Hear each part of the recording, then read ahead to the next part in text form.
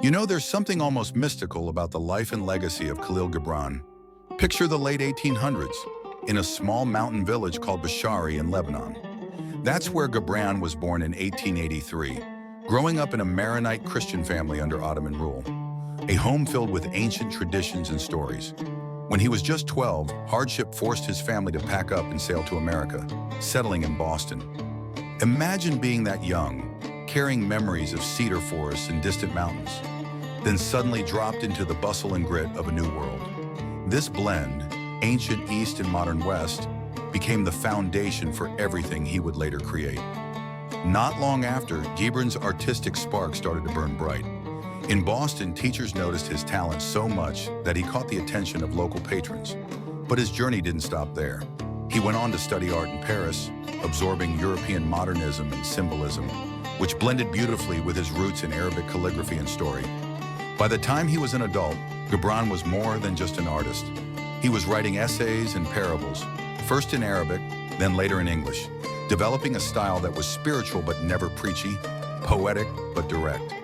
In New York, he became a leader among the community of Arab-American writers and thinkers, founding the Pen League alongside friends who were also seeking to blend Old World wisdom with New World experience. A huge part of Gibran's literary life came thanks to Mary Haskell, his friend and patron, who believed in his vision even when others didn't. She encouraged him to push his writing in English, opening the door to an even wider audience. Then comes 1923, and the world meets. The Prophet. It's not just a book, it's 26 lyrical essays, each one its own conversation about the core moments in life. Love, marriage, work, sorrow, freedom, friendship, and even death. The story unfolds as a wise teacher, Al-Mustafa, prepares to leave a city after 12 years, sharing his insights with the people before his departure. Gibran's genius lies in how he wraps deep, mystical, spiritual ideas in everyday language, balancing opposites, joy and sorrow, reason and passion, freedom and responsibility. Love is the thread running through it all, not just as sweet affection, but as something that shapes, tests, and sometimes even breaks us open for something greater. And death?